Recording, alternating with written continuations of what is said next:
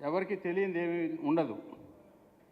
ఎందుకంటే ఆయన గత 40 సంవత్సరాలు 45 సంవత్సరాల నుంచి పర్టికులర్గా తెలుగు రాష్ట్రాల్లో విశిష్టమైన వ్యక్తిగా, ఆయన రాజకీయాల్లో నిబద్ధతగా, ఇందాక వారు చెప్పినట్లు ఉదయగిరి నుంచి ఉపరాష్ట్రపతికి వెళ్ళింది, ఈ విషయాలందరికీ తెలిసింది.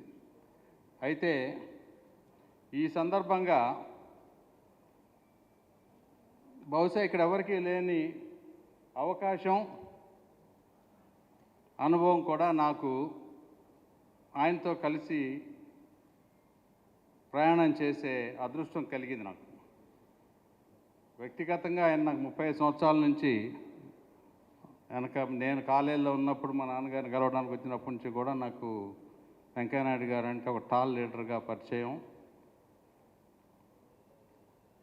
ఆ తర్వాత నాకు మొట్టమొదటిసారిగా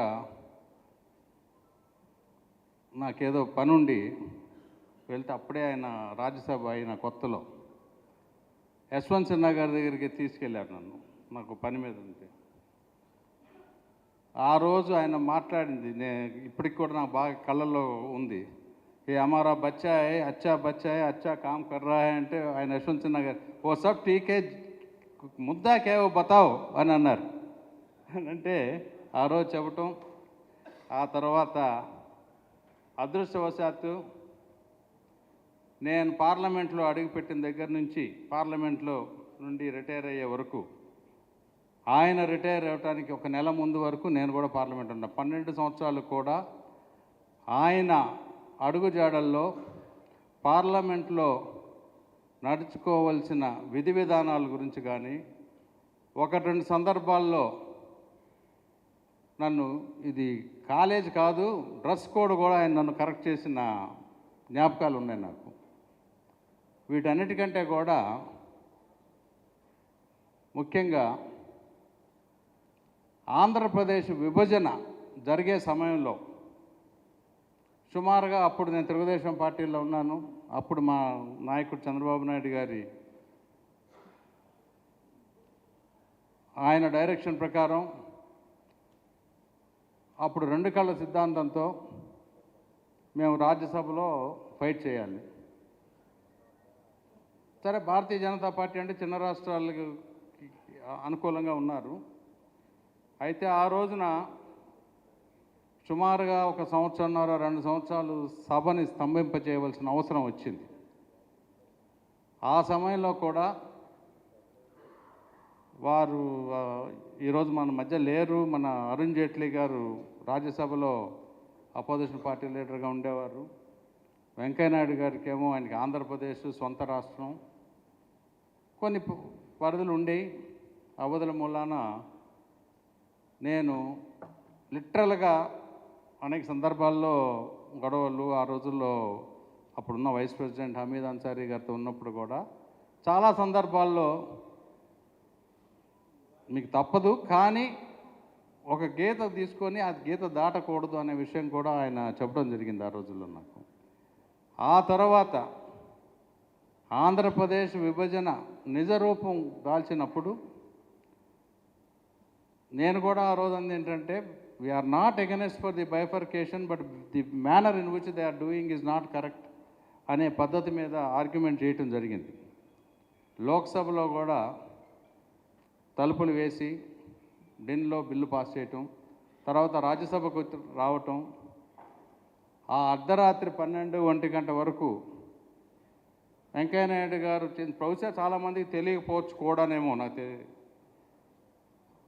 ఆ రోజు పడిన ఆవేదన ఇంత అంతా కాదు.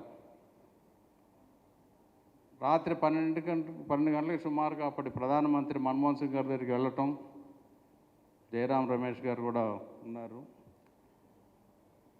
ఈరోజు దురదృష్టవశాత్తు పోలవరం ప్రాజెక్టు ఇంకా సాగుతుంది, కానీ ఆ రోజు పోలవరం ప్రాజెక్టు రావడానికి గల కారణం 7 మండలాలు తెలంగాణ రాష్ట్రం ఏర్పడక ముందే అది పాస్ చేయాలి, లేకపోతే మళ్ళీ ఆ తెలంగాణ అసెంబ్లీలో కూడా బిల్లు పాస్ అవ్వాలంటే కష్టం అని చెప్పి అది చేపించటం, తర్వాత స్పెషల్ కేటగిరీ స్టేటస్ చేయటం, తర్వాత డిస్ట్రిక్ట్ డెవలప్మెంట్ అని, ఇంకా ఇన్స్టిట్యూషన్స్ గురించి మొత్తం మీద ఆ రోజు మన్మోహన్ సింగ్ గారిని ఒప్పించి మళ్ళీ లోక్సభకి బిల్లు పాస్ చేయలేరేమో అనే అనుమానంతో ఒక దేశ ప్రధానమంత్రి floor of the house paper పట్టుకొని ఈ కమిట్మెంట్స్ అన్నీ చదివించడానికి గల ముఖ్య కారణం ఒక్క వెంకయ్యనాయుడు గారే చేయగలిగారు ఆ రోజు, ఇంకెవరూ చేయలే.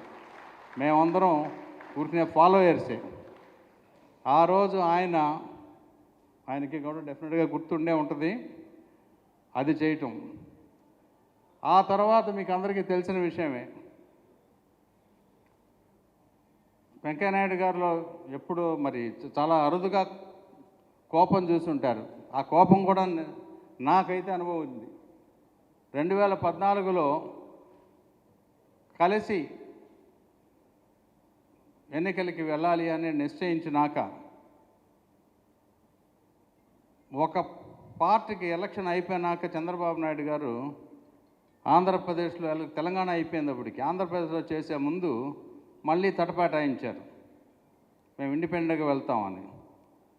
ఆ రోజు కూడా చాకచక్యంగా చాలా కష్టపడి నేను మేనేజ్ చేస్తే ఆ రోజు ఫోన్లో అప్పుడున్న కొంతమంది నాయకుల్ని పిలిపిస్తే పొద్దున్నీ నువ్వు నాకు 2 గంటలకల్లా చేస్తే చెయ్యండి, లేకపోతే నేను 175 స్థానాలకి నా దగ్గర క్యాండిడేట్లు ఉన్నారు, 20 స్థానాల్లో క్యాండిడేట్లు ఉన్నారు అని ఓ రకంగా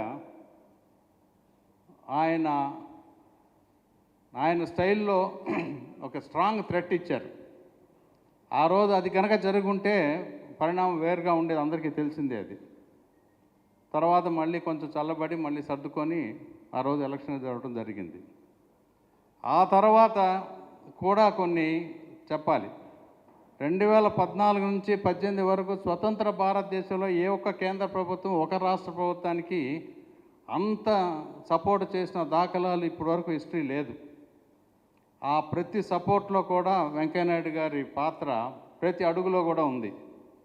అప్పుడు అరుణ్ జైట్లీ గారు కూడా అందరికీ మంచి శ్రేయోభిలాషి, ఆయనకి మంచి స్నేహితుడు. ఆ సందర్భంగా మధ్యలో అనేక భేదాభిప్రాయాలు వచ్చినప్పుడు కూడా ప్రతిసారి ఇప్పటికే నాకు గుర్తు, ఒకరోజు రాత్రి 11:30కి ఆయన ఇంటికి వెళ్ళి, కొనకల నారాయణ గారు కూడా ఉన్నారు ఆ రోజు, 11:30కి తీసుకొని వెళ్ళాల్సి వచ్చింది. తీసుకొని వెళ్ళి మళ్ళీ ఒప్పించి రాత్రి 12 గంటలకి ప్రెస్ మీట్ పెట్టడం జరిగింది. చాలామంది తెలియదు.